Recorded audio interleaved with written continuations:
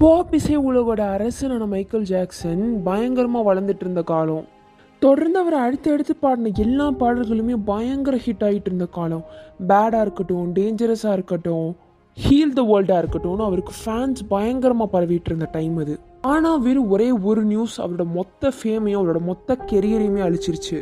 அவர் மேலே போடப்பட்ட அந்த பொய்யான குற்றச்சாட்டு அவரோட மொத்த வாழ்க்கையிலையுமே மறக்க முடியாத ஒரு பெரிய களங்கமாயிருச்சு.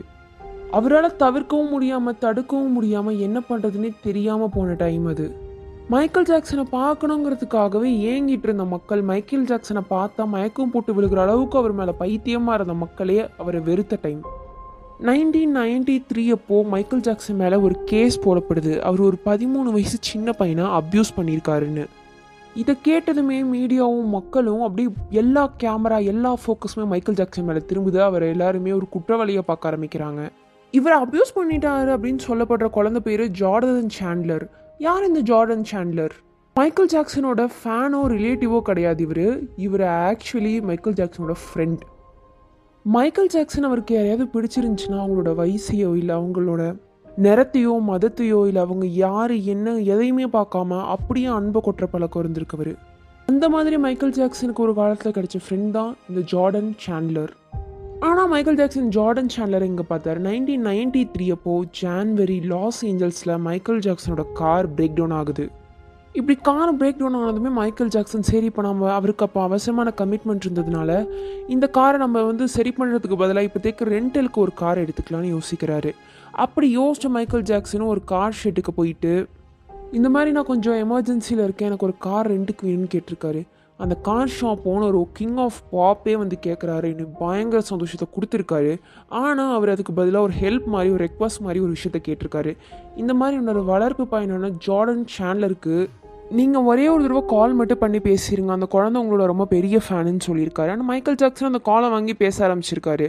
ஆனால் அங்கே பேசுகிற குழந்தை ரொம்ப ஸ்வீட்டாக இனிமையாக பேசினதுனால மைக்கேல் ஜாக்சனும் அது வயசுக்கு இறங்கி ஒரு ஃப்ரெண்ட் மாதிரி பேசிகிட்டு இருந்திருக்காரு. ஆனால் அவங்களுக்குள்ள ஒரு நல்ல ஃப்ரெண்ட்ஷிப் பில்ட் ஆயிடுச்சு அங்கேயே.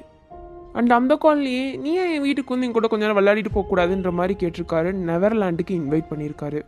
ஆனால் இப்போ மைக்கேல் ஜாக்சனுக்கு தெரியாது அவர் இன்வைட் பண்ணுறது அவரோட ஃப்ரெண்டு ஒரு குழந்தையே கிடையாது, அவரோட வாழ்க்கையை அளிக்க போகிற ஒரு விஷயத்தானு. அண்ட் அதே மாதிரி அந்த குட்டி பையனான ஜார்டன் சாண்ட்லரும் அவனோட சிஸ்டர் அவங்க அம்மா எல்லாரையும் கூப்பிட்டு மைக்கேல் ஜாக்சனோட முதல் தடவை நெதர்லாண்டுக்கு போகிறான். அங்கே போய் மைக்கேல் ஜாக்சன் கூட நல்லா விளையாடி இன்னும் ரொம்ப க்ளோஸான ஒரு பையனா இன்னும் கொஞ்சம் அவர் கூட க்ளோஸான ஒரு ஃப்ரெண்டாக மாறுறான். ஜார்டன் சாண்ட்லர் ஒரு அறிவான ஒரு மாதிரி டேலண்டடான நல்லா ஒரு சைலண்ட்டாக குவைட்டாக அமைதியான பையனாக இருந்திருக்காரு.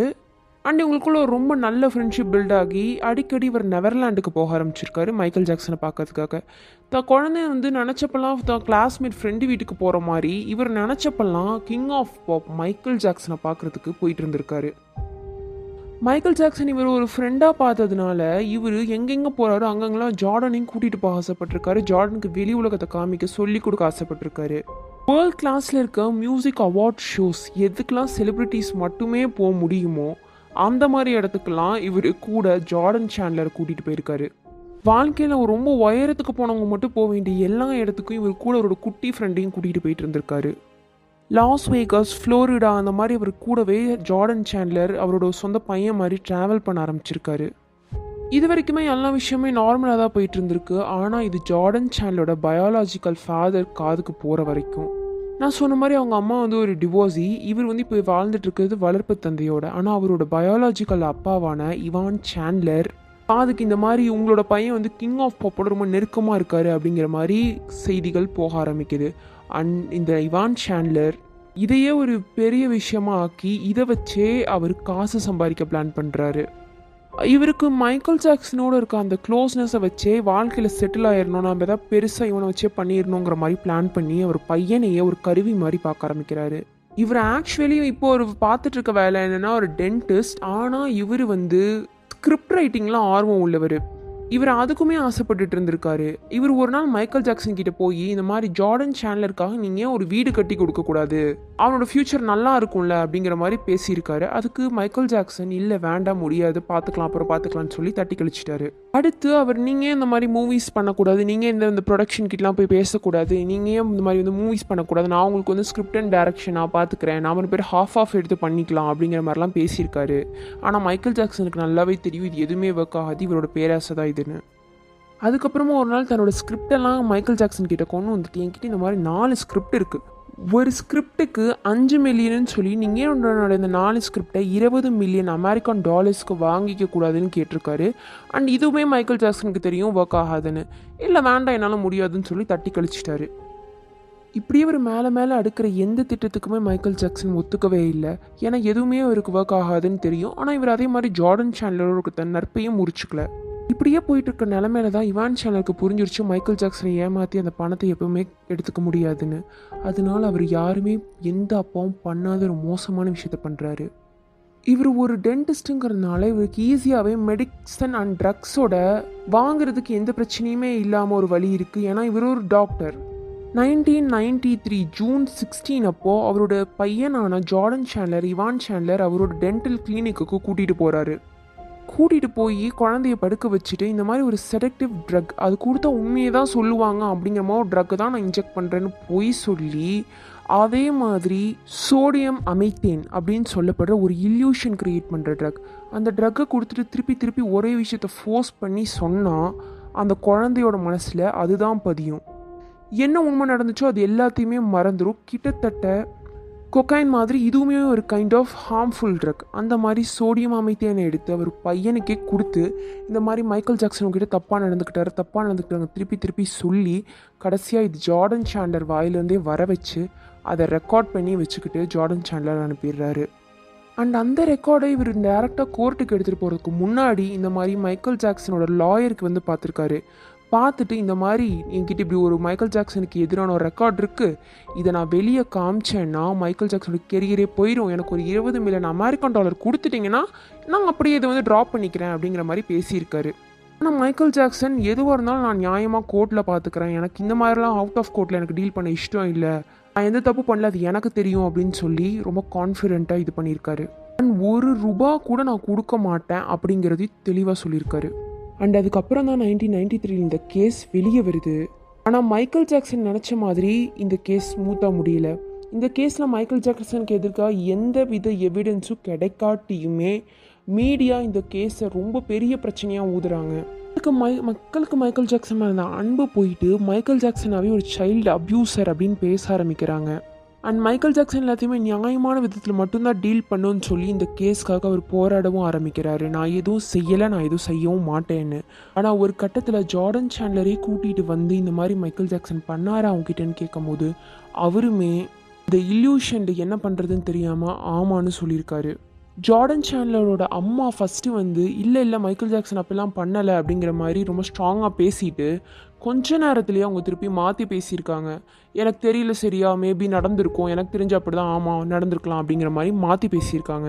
மைக்கேல் ஜாக்சனோட வீடான நெதர்லாண்டை இன்ச் பை இன்ச் ஃபுல்லாக சோதனை போட்டிருக்காங்க. இந்த மாதிரி அவர் அப்யூஸ் பண்ணதுக்கு ஏதாவது சின்ன தடையும் கிடைக்குமான்னு. ஆனால் ஒரு சின்ன தடையமோ இல்லை ஒரு சின்ன எந்த ஒரு ஜார்டன் சேனலர் இவர் அப்யூஸ் பண்ணாருங்கிற மாதிரியான திங்ஸும் அங்கே கிடைக்கவே இல்லை. 32 மணி நேரம் மைக்கேல் ஜாக்சனை உட்கார வச்சு வேறு மாதிரி கேள்வி கேட்டு பயங்கரமாக ப்ரெஷர் போட்டிருக்காங்க. ஆனால் மைக்கேல் ஜாக்சன் எது நடந்துச்சோ அதை அப்படியே சொல்லியிருக்காரு. அதுலேயுமே ஒரு இதுவும் இல்லை, எவிடன்ஸ்ன்னு சொல்லிக்கிற மாதிரி எதுவுமே கிடைக்காம போயிட்டு இருந்த டைம்லேயுமே மீடியா திருப்பி இவர் ஒரு சைல்டு அப்யூசர் ஒரு பீடோஃபைல் அப்படின்னு திருப்பி மென்ஷன் பண்ணிகிட்டே இருந்ததுனால அதை மக்களுமே நம்ப ஆரம்பித்து எந்த அளவுக்கு இவர் மேலே ஒரு க்ரேஸாக ஒரு ஃபேனாக இருந்தாங்களோ அது அப்படியே ஆப்போசிட்டாக ஹேட்டாக மாறுது. அதனால மைக்கேல் ஜாக்சன் ஃபினான்ஷியலி ரொம்ப லோவாகி அதுக்கப்புறம் அவருக்கு ஆல்பம் கிடைக்காம அவருக்கு ஒர்க் இல்லாமல் அவர் தனியாக டிப்ரெஷனில் உட்கார நிலைமைக்கு போயிருக்காரு அவரோட அந்த ஒரு ஃப்ரெண்ட்னால். இவான் சேனலோட சிஸ்டர் இதை பற்றின ஒரு புக்கே எழுதுகிறாங்க, ஆல் த கிளிட்டர்ஸ் அப்படின்னு.